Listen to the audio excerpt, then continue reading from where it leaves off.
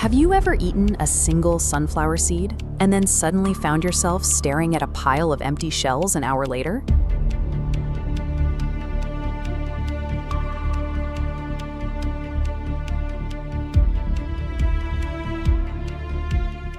That same psychological loop is happening right now in your pocket. You pick up your phone just to check a single message, and before you know it, you are locked into an endless loop of scrolling. Look around a coffee shop, an elevator, or a bus stop. We avoid silence and boredom at all costs. We sit side by side, totally absorbed by our screens, ignoring the physical world entirely. This raises an interesting economic question. These social media platforms are completely free for billions of people to use, yet the companies that own them are among the wealthiest and most powerful entities in human history. How does a free product generate that kind of wealth? The answer lies in the attention economy. In this market, tech giants view fundamental human biological needs as their primary competitors. Netflix CEO Reed Hastings stated plainly that their biggest rival isn't another streaming service, it is sleep. The economic reality is that our attention, our dhyan, is a raw material, mined, packaged, and sold like any other commodity. To understand why our attention is so valuable, we have to look at the macroeconomic model driving it: surveillance capitalism. Coined by Harvard professor Shoshana Zuboff, this model treats human experiences, private emotions, and daily habits as a free resource to be harvested. This flowchart demonstrates how the model works. Your clicks, pauses, and emotional reactions are extracted as behavioral surplus data. Algorithms process this data to manufacture prediction products, mathematical models anticipating what you will buy, think, and do next. Because these prediction products are the true source of revenue, the platforms are economically forced to maximize data extraction. They have to engineer ways to keep you staring at the screen for as long as humanly possible. They achieve this through specific interface choices. The infinite scroll, invented by a UX designer in 2006, removes natural stop cues, like having to click next page. Without those embedded stops, the brain simply forgets to pause.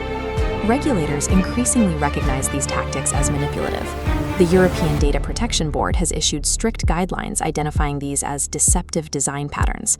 One specific tactic is the privacy maze. Platforms intentionally bury data protection settings across multiple confusing pages. By making the action overly complicated, they obstruct users from effectively managing their own privacy. Algorithms also use a pattern called emotional steering. Machine learning systems have learned that content triggering fear and outrage generates more clicks and comments than measured facts. As a result, the interface systematically amplifies divisive content to maintain engagement.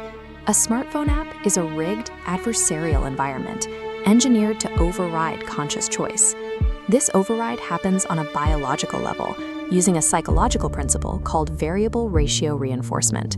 Because you never know exactly what a notification or a feed refresh will deliver, maybe a message, maybe nothing, the unpredictability conditions your brain in the same way a casino slot machine does. Anticipating a notification spikes dopamine in the ventral striatum, the brain's reward center. This motivation molecule drives you to seek rewards, not satisfaction. As dopamine floods here, it suppresses the prefrontal cortex, the region responsible for logic, planning, and impulse control. The designers of these systems knew exactly what they were doing. Early tech executives like Sean Parker have admitted that platforms were purposefully built to exploit human psychological vulnerability in order to consume conscious attention. What we call doom scrolling is a biological hijack of the limbic system, weaponizing our evolutionary survival mechanics against our own interests. These effects are most severe in adolescence. Their developing brains possess multiplying dopamine receptors, making them highly sensitive to social validation and peer rejection. Sustained overstimulation is causing observable neurological damage in these young users. Brain scans show structural gray matter reduction and altered neural pathways that match the patterns observed in clinical addiction disorders. These charts display severe mental health consequences. This data shows a 35% decline in impulse control for those spending over 2 hours a day scrolling.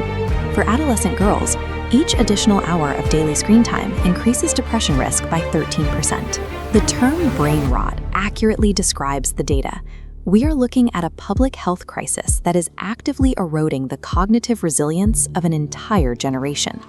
Individual mindfulness is insufficient to counter supercomputers designed to keep you scrolling. Regaining agency requires aggressive boundaries, enforcing screen time limits and turning off algorithmic feeds. Disconnecting serves a critical biological function. It allows the brain's default mode network to recover, enabling the return of deep insight, creativity, and genuine presence. The degree to which we reclaim our attention determines our actual capacity for independent thought and deliberate action. In the stillness of boredom, our shared humanity finds the quiet space it needs to live.